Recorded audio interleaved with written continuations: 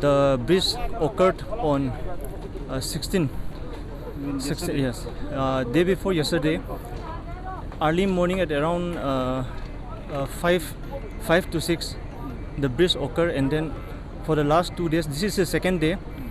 So right now here, with full cooperation of all the local people, and most importantly the Honorable Sir Loken of this assembly constituency, Wangoi, and the Department of Water Resources, the Water Resources has been trying to plug the this bridge area.